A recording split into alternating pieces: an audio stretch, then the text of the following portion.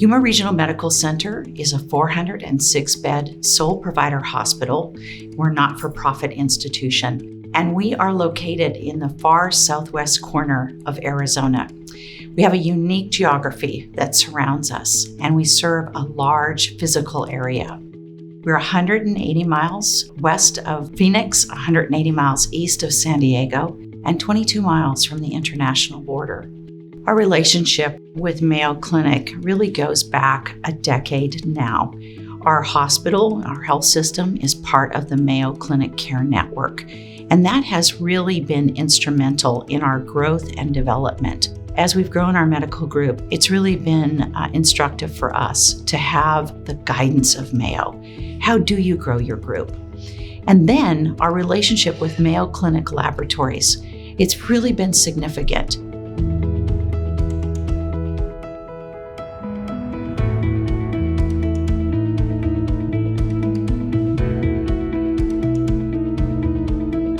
So where the Mayo came in place was they have the information and the insights into what it means in the integrated patient care.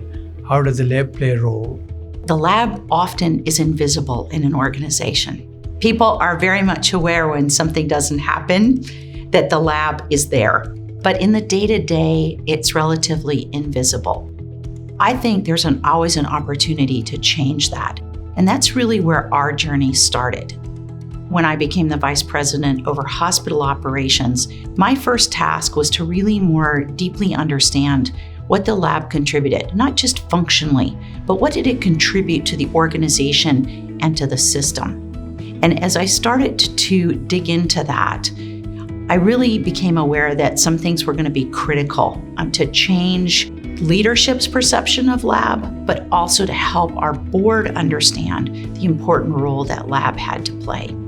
Yes, as a laboratory, we understand our lab business very well to some degree, but then how do you translate that into communication points to our executive team is always a challenge because everywhere in the healthcare field, lab is seen as a cost center. So it is very hard to convince them that this is right thing for our community and also this is good thing for our bottom line. In order to really run a truly successful lab, you've got to have a certain type of leadership model. In our scenario, we very much embraced the Mayo leadership model.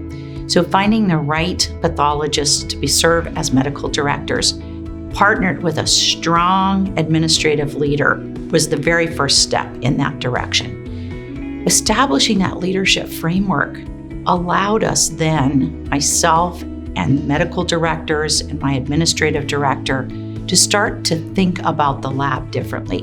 And that allowed us to begin to suggest that the lab could be a profit center for the organization. And that's really where Mayo Clinic Laboratories became so important. We didn't know what we didn't know. Mayo Clinic Laboratories came in, sat down, sought first to understand what was happening in our lab, and then educated us on key information points and provided us, for all intents and purposes, with a roadmap. Once we had that initial phase of that database, then we kind of had several meetings on telephone or in person, trying to understand the data, trying to understand that what their findings are matches what we really, our team feels. We had the finance department get in the process to look at the billing part, to get down to what is a real bottom line it means to and what it means to the community and how it is going to help. So we had a lot of good validation of the data and they were really great to facilitate that communication to the executive team, which helped us kind of get to the next point that yes, we are going to focus on lab outreach as a piece, and we ended up getting us a new lab.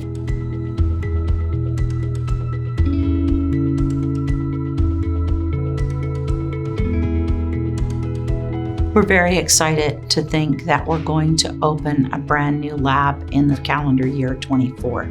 It's an incredible moment for the institution. It represents the move to an automated line, the opportunity to be able to perform testing that historically we've had to send out.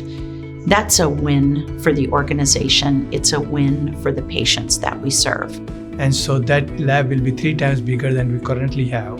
And we will have the full automation in the core lab, bringing in the extra capacity and the speed and integrity of specimen processing. So we will have chemistry, hematology, coagulation, and hemoglobin A1C all integrated into the automation line. For all the technology and for all the great equipment, for all of the increase in the number of people that are going to work in the lab, when it's all said and done, the success of that lab is going to be dependent on the processes that we develop. And this is where I think our relationship with Mayo Clinic's labs is going to be so important.